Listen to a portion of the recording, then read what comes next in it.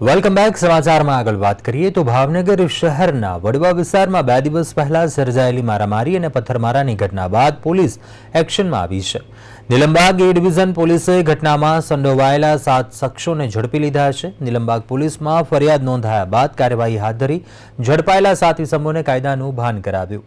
વડવા પાદર દેવકી ચબુતરા પાસે નાસ્તાની લારી પર ફટાફટ નાસ્તો આપો કહીને ઝઘડો કરનારા લુખા તત્વોએ પોતાના સાથીઓને બોલાવ્યા અને પછી હુમલો કરી 3 લારીઓ ઊંધી નાખી ધમાલ મચાવી લૂંટ કર્યા હોવાના આક્ષેપ કર્યા.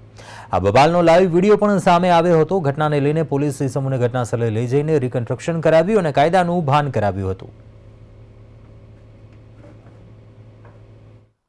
નીલમબાગ પોલીસ સ્ટેશનના જે વડવા પાદર દેવકી ચબુતરાની જે સામે જે છે ત્યાં ગઈ રાતે એક માથાકૂટ થયેલી, જેમાં હકીકત એવી છે કે આ કામના જે ફરિયાદી અમીર ખાન જે છે તેના ભાઈ અને ત્યાં જે છે 3 થી 4 જે લારી જે છે તે રાખી અને રાતના વેપાર કરતા હોય છે.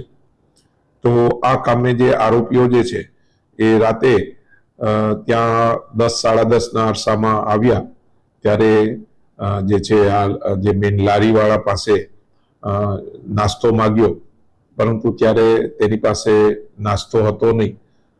તેનાથી તેઓએ ના પાડેલી, જેનું બંદૂક રાખી આ લોકો જે છે આરોપી સાહિલ, નદીમ, એઝાઝ, ઈજુ, સજુ અને અકીલ તેમજ બીજા જે છે કુલ 10 આરોપીઓ હાથમાં જે છે છરી તથા પાઇપ લઈ એકસમ થઈ અને આ વિસ્તારમાં જે છે ત્યાં આવે છે અને આ લોકોને ધાક ધમકી આપે છે, તેમજ જે છે તેની લારીઓ જે છે તેને ઊંધી વાળી દે છે અને તોડફોડ કરે છે અને આશરે 10,000ની કિંમત જે છે તેના 10,000 રૂપિયા તે લઈ લે છે. એ બાબતની નીલમબાગ પોલીસ સ્ટેશનમાં ફરિયાદ દાખલ કરવામાં આવેલા છે.